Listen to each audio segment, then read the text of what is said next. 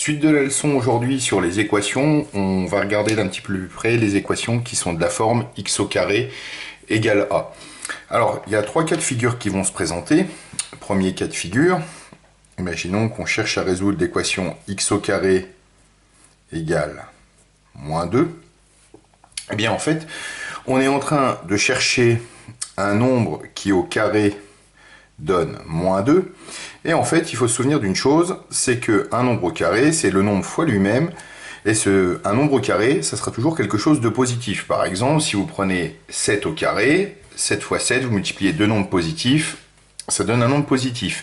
Si vous cherchez à calculer le carré d'un nombre négatif, par exemple, moins 4 au carré, moins 4 fois moins 4, ça va nous donner 16, qui est un nombre positif. Donc autrement dit, un nombre au carré est toujours un nombre positif. Donc si vous cherchez à résoudre une équation du type x au carré égale quelque chose de négatif, vous ne pourrez jamais trouver de solution. Donc autrement dit, les équations x au carré égale quelque chose de négatif, il n'y a pas de solution.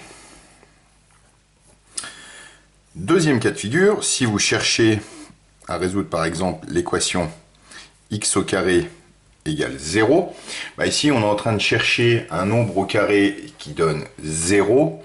C'est pas bien compliqué. Il n'y a qu'un seul nombre qui va donner 0 au carré, c'est 0. Donc la solution ici, c'est x égale 0. Donc il y a une seule solution. Et puis, troisième cas de figure, imaginons qu'on cherche à résoudre l'équation x au carré égale 9. Alors vous allez dire, c'est assez facile, pour trouver combien au carré fait 9, il suffit de se dire x égale racine de 9, c'est-à-dire 3. Alors malheureusement, si vous faites ça, vous n'avez pas résolu totalement l'équation, c'est-à-dire que ce n'est pas la seule possibilité. Alors, pour comprendre ce qui se passe, il faut essayer de se souvenir que on a l'identité remarquable suivante, a au carré moins b au carré, qui est égal à a moins b, facteur de a plus b. Alors je vais repartir de l'équation x au carré égale 9, et puis je vais dire que x au carré égale 9, c'est pareil que x au carré moins 9 égale 0. Alors du coup, le membre de gauche, je vais pouvoir le factoriser, je vais obtenir que ça se factorise x moins, alors qu'est-ce qui au carré donne 9? C'est 3, donc x moins 3, facteur de x plus 3, égale 0. Autrement dit, on obtient une équation produit nul, c'est-à-dire qu'on résout en énonçant la propriété. Si un produit de facteurs est nul, alors au moins un des facteurs est nul, ce qui m'autorise à couper l'équation en deux équations distinctes. Donc x moins 3 égale 0, ou bien x plus 3 égale 0. Donc la première solution, c'est x égale 3, et la deuxième solution, c'est x égale moins 3. Donc il y a deux solutions à cette équation, qui sont 3 et moins 3. Si on regarde bien ce qu'on a fait, en fait, moins 3 c'est tout simplement racine de 9. Et moins 3, c'est moins racine de 9. Donc une équation qui aurait la forme x au carré égale 9, eh bien du coup, elle posséderait deux solutions qui sont x égale racine de 9 qui fait 3, ou bien x qui est égal à moins racine de 9 qui fait moins 3. De manière générale, qu'est-ce qui se passe? Si on cherche à résoudre l'équation x au carré égale a, eh bien je vais faire la même chose, c'est-à-dire que je vais écrire que ça revient à résoudre x au carré moins a égale 0.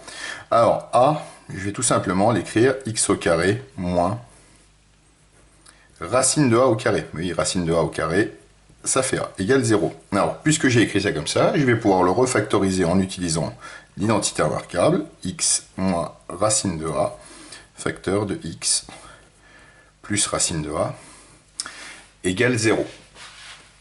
Du coup, propriété, si un produit de facteurs est nul, alors au moins un des facteurs est nul. Autrement dit, ça revient à résoudre x moins racine de a égale 0, ou bien x plus racine de a égale 0. Donc la première solution, ça sera racine de A, et la deuxième solution, ça sera moins racine de A. Alors, j'ai le droit de faire ça à une et une seule condition. Évidemment, il faut que A, ça soit un nombre positif ou éventuellement nul, puisque, on l'a vu juste avant, si A est un nombre négatif, c'est pas possible. Voilà. Alors, ce qui nous amène à la leçon.